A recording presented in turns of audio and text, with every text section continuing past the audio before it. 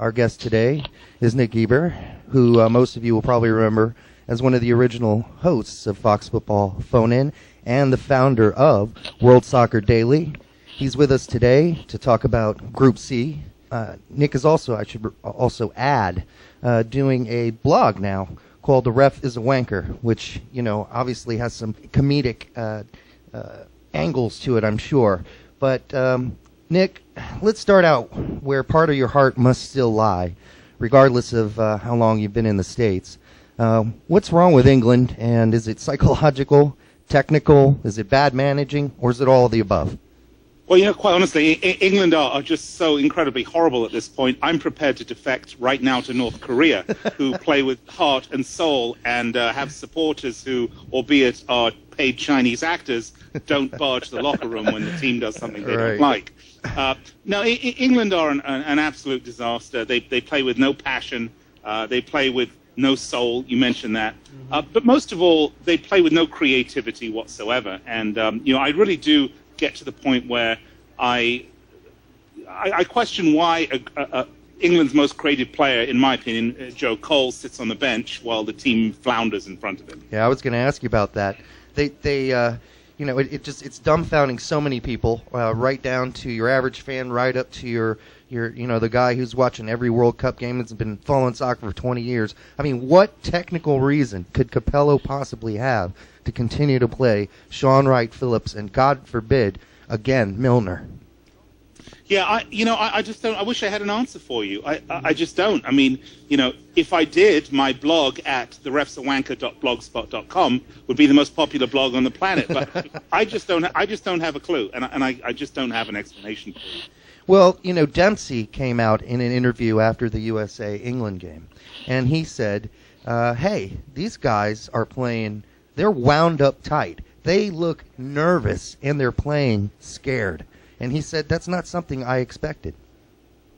You know, he brings up a good point, but I don't think you can put all of England's problems down to nerves and being wound up tight. I mean, you know, you're looking at some of the world's most expensive players. Right. You're looking at some of the world's most experienced players. You're looking at players that play on the stage of the Champions League and the Premiership, you know, day in and day out. And you know, I just can't imagine Steven Gerrard, you know, or Frank Lampard, John Terry, you know, being that wound up about the World Cup. I think that, you know, there is certainly an incredible fear of failure. Right. But beyond that, even that does not explain the complete lack of creativity and that one would expect from a team that is that experienced. I just, you know, you have to at some point put it down to coaching and to the system, and maybe to the fact that,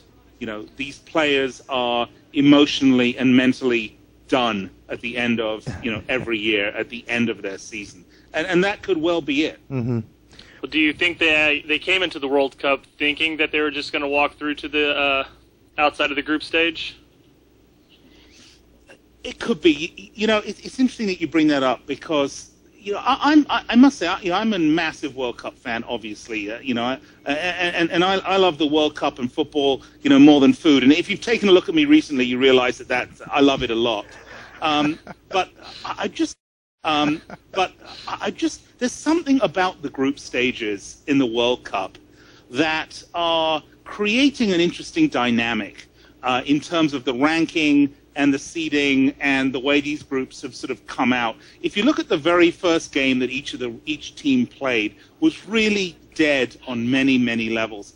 And the reason for that is, if you look at these groups, you've got teams, for example, like a Greece, like a South Korea, you know, like Serbia, like a Slovenia. You know, you've got teams that can eke by these groups by packing, you know, 10 men behind the ball, right, trying to get a point off their first game against the big seed, trying to get a point off their second game, and then for the third game against the weakest team, looking to nick the win. And I'm not sure that the way these groups are set up and the way this tournament is structured, you know, really interesting, aggressive, attacking, you know, football is in any way is in any way rewarded. I think the teams that go through, teams that are not highly seeded can eke through these groups by doing, for example, what Slovenia said. Who would have thought after 2 matches Slovenia would be at the top of Group C?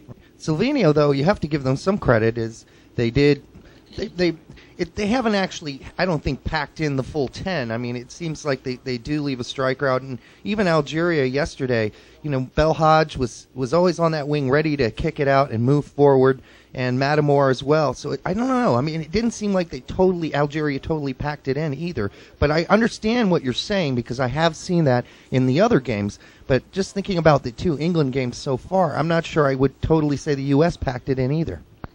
Oh, no, I don't think the U.S. packed it in. I certainly wouldn't say that at all. I think the U.S., came out against the England, very tentative, not quite sure what to expect, not quite sure what the pace of the game was going to be. Of course, Steven Gerrard's goal in the 4th minute just set everything, really set the table for the U.S. Yeah. But, Bob Bradley said after game 2, that his team always plays 90 minutes. And, he's absolutely right. And that has been one of the greatest traits of U.S.